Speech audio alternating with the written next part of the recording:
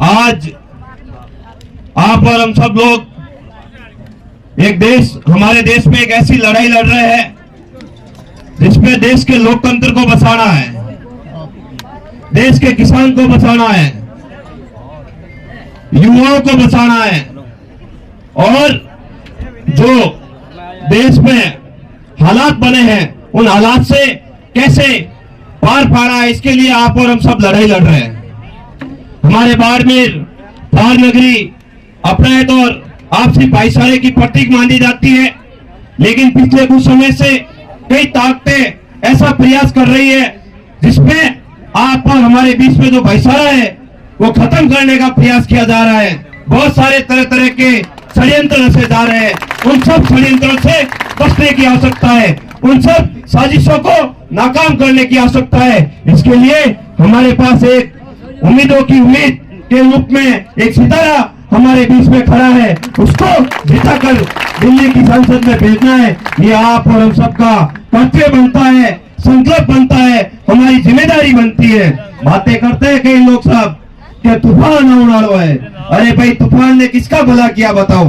तूफान आने से बिगाड़ी होता है, फायदा कुछ नहीं होता है, इस बात का ध्यान रखो। हाँ, तूफान वाला शब्द रील बनाने के लिए ठीक है, लेकिन तूफान कभी फायदा नहीं करता है। तूफान जब आता है किसानों की फसलें बर्बाद कर जाता है, तूफान जब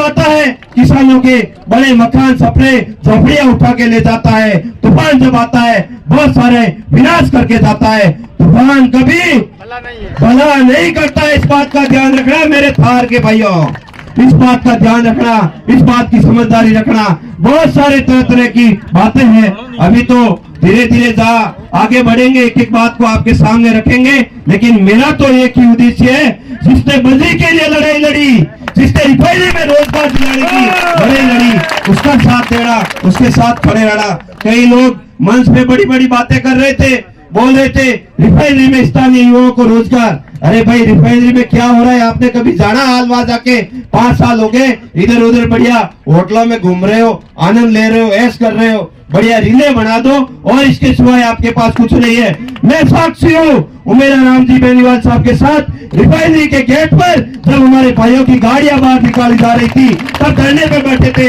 मैं साक्षी हूँ उस 45 दिनों के धरने के, जिसमें उमेदराम जी ने कई रातें हमारे साथ धरने पे गुजारी और भूख हड़ताल तक हम लोगों ने की। ऐसे बातें करने से कुछ नहीं होता, काम करना पड़ता है।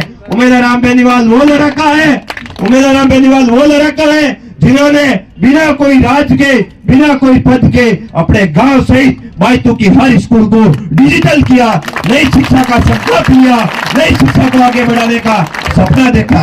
और उधर बातें हो रही है खाली यो कर दौला सौंदू तारा तोड़ लिया वाला। अरे भाई, काम हकीकत में करना पड़ता है।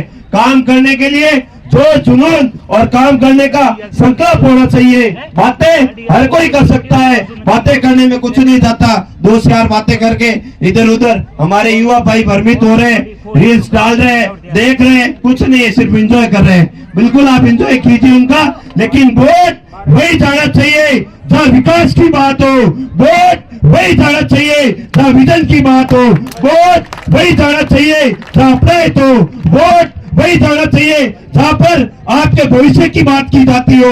वोट का इधर उधर खराब मत करना, आप एक होकर इसी उम्मीद को वोट देना जो आपके लिए दिल्ली में भी डिजिटल शिक्षा का सपना देखे, दिल्ली में भी आपके लिए दरवाजे खुले रहे। बहुत बहुत धन्यवाद। बहुत सारी बातें हैं, बहुत सारा दर्द है, बहुत सारे शब्दों की बातें करनी है, लेकिन समय की भी कुछ मर्यादा होती है, उसको ध्यान में रखते हुए मैं अपनी वाणी को विराम दूंगा। बहुत बहुत धन्यवाद। जय हिंद, राम राम साहब। बहुत बहुत धन्यवाद राम सिंह जी।